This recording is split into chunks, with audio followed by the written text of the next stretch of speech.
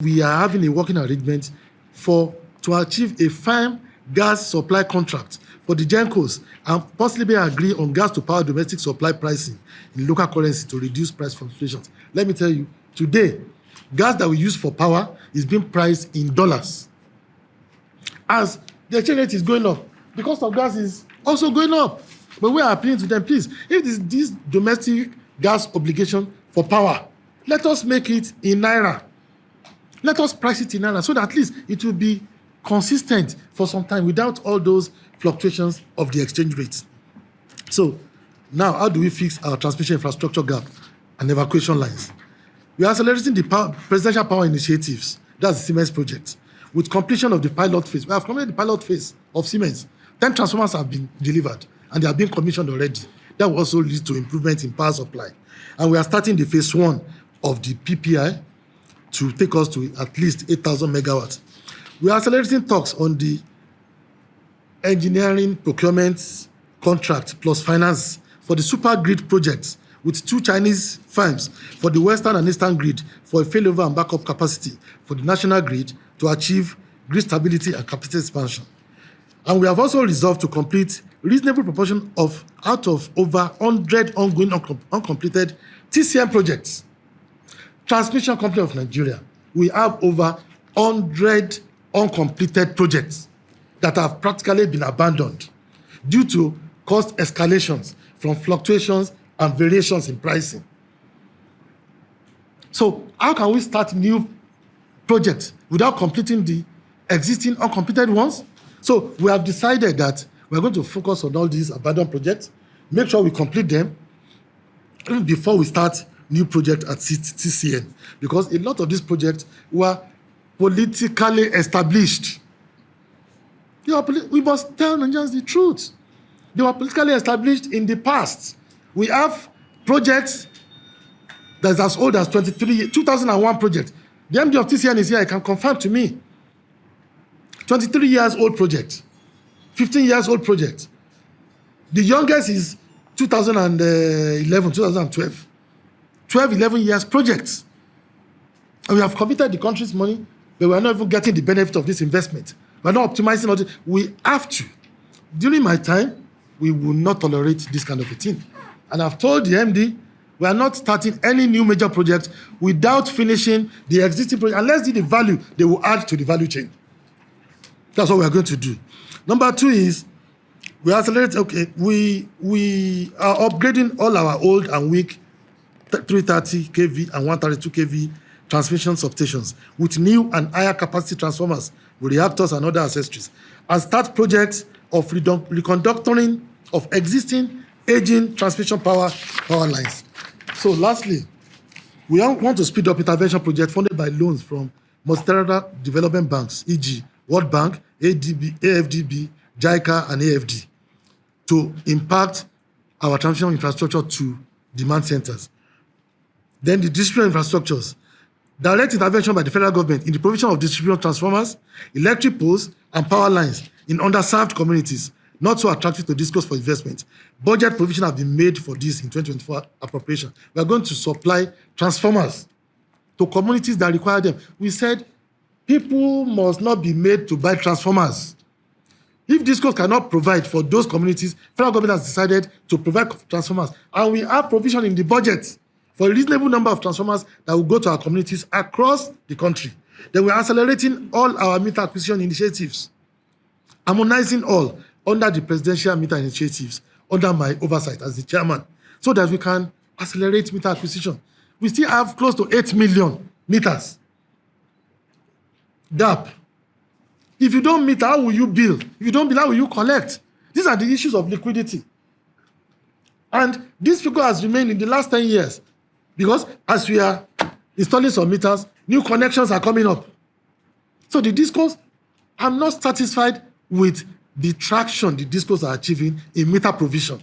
So we must intervene as a ministry to ensure that we improve liquidity. Then we are revitalizing the discos for better performance by restructuring them along state lines in harmony with respective state government and Ministry of Finance Incorporated, MOFI. The discos must raise their game. They are under the direct regulation of Alhaji Garba Sanusi, the chairman of NAC. And I've given him my own view of this. He's aligned. He's confirming to me he's aligned. They've just had meetings in the past 2 days, and I got the proceedings at the meeting, and I'm happy with it. Without fear or favor, the discourse must sit up. Whoever that deserves license withdrawal, we will withdraw it. There is no alternative to performance. Result is not equal to no result plus excuse. Result must be equal to results. So everybody here as a team, we're going to speed up our game and ensure that Nigerians are served. We are introducing stiff sanctions for non-performing discos without fear or favor. NEC has been charged to raise their game in this respect. And we are also establishing a customer complaint escalation center at each of the NEC offices in the states to ensure that in 2 weeks, I complained, you have not responded. We must take it up. Then, the technical and operational capacity upgrades for NEMSA and NAPTIN is also top on our agenda. The renewable and rural electrification option to bridge existing gap in grid supply. We have an energy transition plan to achieve net zero emission by 2060. And 30% of our generation must be from renewable energy by 2030. That's our transition trajectory. We must achieve it.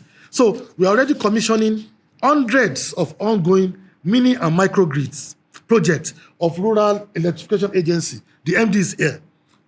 I followed into a number of commissioning, and I'm impressed that we need to move it up. There are a lot of such projects going around the country, so that people must see that government cares for them. Government cares for them. That's the kind of subsidy that is even more desirable to the unserved, the underserved, the rural community dwellers, rural businesses, irrigation, small agri processing. We are doing microgrids and mini grids for them. Then installation of microgrid solar projects in selected public buildings, higher institutions of learning, and major teaching hospitals and health institutions. We've started this. A lot of the federal government public buildings, even including our building, the Ministry of Power, we're installing solar, finance, NDA, and all that. And we're also including Nigerian universities, teaching hospitals, and other major hospitals to ensure that we take them off the grid, at least, because the cost of power to them is getting too heavy. So they must have their own captive power within their location. Then lastly, every 2024 intervention by the Federal Ministry of Power and Rural Electrification Agency to intensify provision of solar home systems, solar street lights, and more of mini and microgrids to the unserved and the underserved rural and suburban communities. Provisions have been made in the 2024 budget. We have upward of almost 50 billion to spend on this, to reduce or to take a lot of Nigerians out of energy poverty, especially the low-income group, the downtrodden. Government is ready to support them. So, in conclusion, I want to assure you and the entire Nigerians that this ministry is up to the task. And we've been working. We are not tired. We are young people. And we are going to make sure we don't stop working until we get to the El Dorado. I've been visiting installations from generating companies to even our transmission substations, to our discos, to talk to them, to encourage them, to incentivize them, to inspire them to performance. I've been meeting governors of states too, that they cannot leave this thing to the Federal Ministry of Power alone. Power, as a sector, is now under the concurrent legislative list. So all the levels of government must partake, including private investors. That's the only way we can achieve success and transformation and turnaround for this sector. Thank you very much for listening.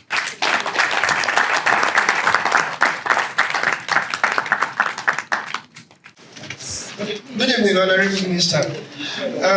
I will just be straight at what has been the recurrent problem thread in your presentation was the liquidity challenge in the sector. Now, during the retreat, the presentation made by NEC, the chairman pointed out that unless something happens with the tariff.